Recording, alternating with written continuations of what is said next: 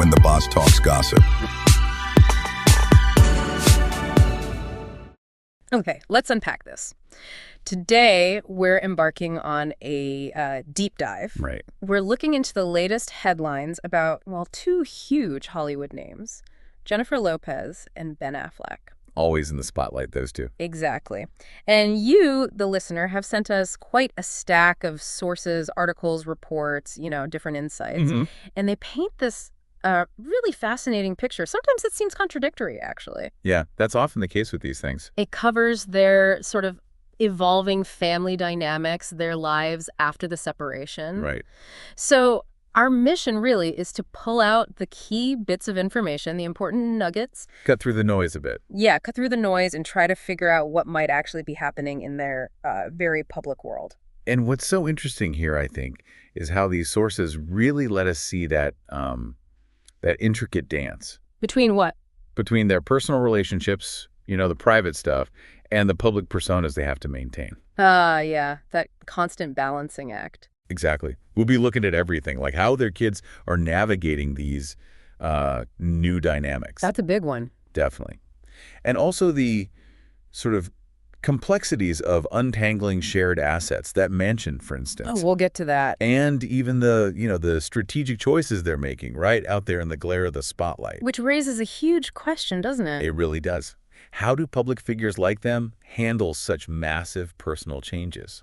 When every single move they make ends up as a headline. Precisely. And every headline, inevitably impacts their personal world, too. It's a feedback loop. And it is such a complex dynamic. I mean, one of the most striking things looking through these sources is how, despite all the public drama, the family bonds seem to be holding up. Especially with the children. Yes, specifically with the children, almost like they're being strengthened in some ways. We've got reports, for example, of Ben Affleck showing up. Right, at the premiere. At the premiere of his film, The Accountant 2, and he brought Jennifer's children, Em and Max. Indeed. That's a really significant detail, I think. Ben actually spoke about it, didn't he, to Entertainment Tonight? He did. Yeah. He revealed that Em and their twin brother Max, who are, 17 now? 17, yeah. They were right there in the audience, and alongside his own children, with Jennifer Garner Violet, who's 19, right, Finn, 16, and Samuel, who's 13. So a real blended family moment publicly. And he sounded incredibly warm about it. He called Jennifer Lopez spectacular. Wow. Said she was great to my kids, even added that he adores her and is grateful for her integrity. That's quite something, considering. It is. And he gushed about the kids, saying the relationships you can have with children like that are, quote, the joy of my life. It really suggests a very deliberate effort, trying to foster a healthy environment for the blended family. That is remarkable, especially given how public their split has been. But it makes you wonder, doesn't it? Wonder what? Is this purely a sign of like a genuinely mature co-parenting thing? Or could there also be a bit of, strategic public display? Manage the narrative. Yeah, maybe to counter some of the negative press. Our sources also show J-Lo making time for her kids, too, like...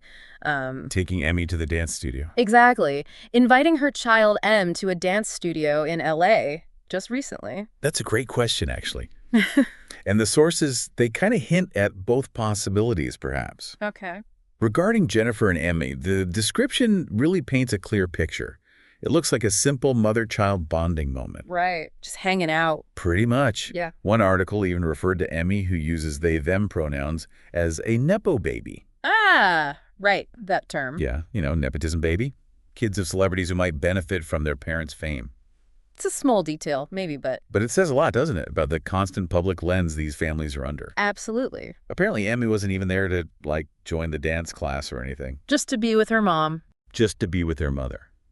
Which highlights that, despite all the scrutiny on the adults, that connection with the kids seems to be a real priority for both of them. Okay, so while the co-parenting seems surprisingly, maybe even strategically amicable, our sources suggest the relationship between Ben and Jennifer themselves is, much more tense. That seems to be the case. Which brings us to probably their biggest shared point of contention right now.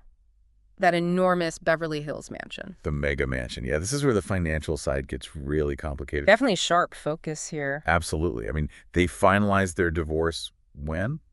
early January this year. Sounds right. And yet they're still co-owners of this massive property. What is it, 38,000 square feet? Huge. And they bought it together back in May 2023 for that eye-popping figure. $60.8 million. Cash. Cash, wow. And the challenge now is just untangling that huge shared asset. It's a big knot to untie. And it is on the market, but it sounds like it's not exactly flying off the shelves. No.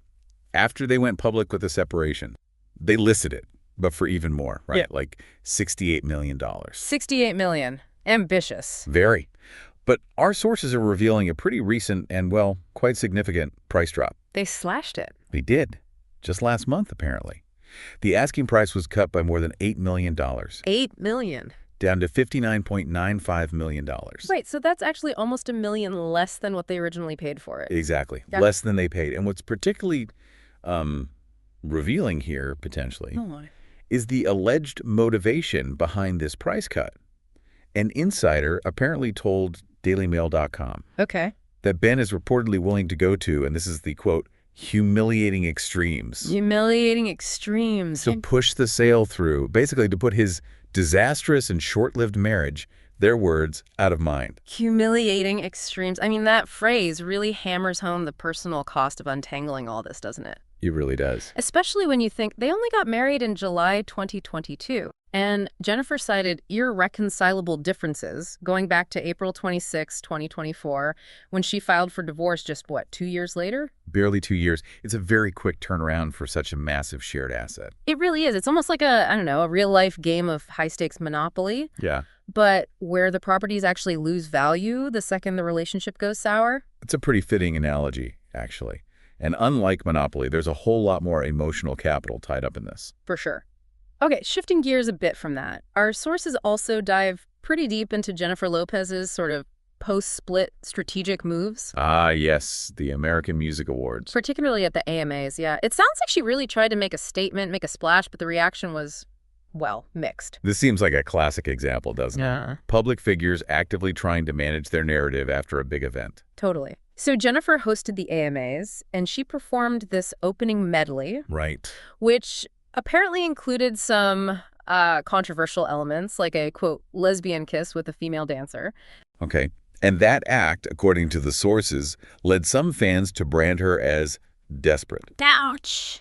Desperate. But the sources also give us this really intriguing potential behind-the-scenes angle on that. What's that? An inside source, again talking to DailyMail.com, apparently claimed this was all part of a coordinated strategy. A strategy for what? For her post-Ben Affleck comeback. So what we saw on stage maybe wasn't spontaneous emotion. But a calculated move. A calculated effort, yeah. That's what the source suggests. Right. The source also indicated she followed the direction of her PR team and was just living her best life with what they described as zero regard for negative commentary. That's a pretty strong phrase, isn't it? Very strong. It's definitely framed as her being brave, not letting negativity get her down. Just carrying on despite dealing with, as they put it, uncertainty. Right. Which, again, raises that fundamental question. How much is real? How much is PR? Exactly. How much of what we see in the public eye is a genuine reaction versus, a carefully orchestrated campaign? And how can we, as observers, even tell the difference? That's the million-dollar question, isn't it? It really is the core of it. Yeah. Our sources certainly suggest that in this high-stakes celebrity world, those lines get incredibly blurry. Public figures, especially after something like a high-profile split, they'll work with their teams, won't they? Absolutely. To craft a narrative, something that helps them regain control, maybe reassert their independence, or even just manage public perception. And in Jennifer's case here, the intent seems pretty clear. Right. Signal a strong, resilient comeback. That seems to be the goal. Ironically, though, despite her best efforts to, spice things up at the AMAs, the overall reception for the show itself wasn't great anyway, according to these reports. Oh, really? Yeah, viewers were apparently criticizing a, quote, dearth of major stars. Not enough big names. Few live categories being announced, lots of nominees and winners just not showing up. That doesn't sound good for an awards show. No. It was apparently even savaged on social media as the worst show ever. Oof. So, a strategic move from J.Lo, maybe, but it got kind of overshadowed by problems with the event itself. Seems that way. It might have gotten lost in the shuffle. Okay. So if we try and, connect all these threads, look at the bigger picture. Yeah, what does it all add up to? What we've explored today really highlights just the multifaceted challenges that come with untangling a relationship like this. So high profile. Definitely multifaceted. We've seen these moments of, honestly, surprising warmth and continuity, especially in the family bonds with the kids. Mm-hmm. The premiere, the studio visit. Right. But then that's juxtaposed right against these intense financial negotiations, like with the house, and these very deliberate public image strategies, like at the AMAs. It's quite the mix. It really is. It's kind of a testament, I think, to the complex layers that lie beneath the headlines when you have fame, family, and finance all intertwined like this. So what does this all mean for you, the listener, after taking this deep dive with us today? Good question. Well, perhaps it's just a reminder that even for the most famous people out there, the journey through separation, through building blended families, it's anything but simple. It's messy for everyone. Absolutely. Still human underneath it all. Right. And for those of us watching from the outside, it really underscores how carefully curated these public narratives can be. Even when things outside their control, like a poorly received awards show, might interfere. Exactly. Which brings us to where it gets really interesting, I think. Okay. What does it actually take to truly sever ties in a world like theirs? A world where those family connections, especially with kids, obviously endure. And where every single financial move, every property listing, is under intense public scrutiny. Yeah. How much of yourself can you ever truly take back or keep private when your life has been so publicly shared for so long? That's a deep question to end on. Something to mull over, maybe. AIAI, when the boss talks gossip.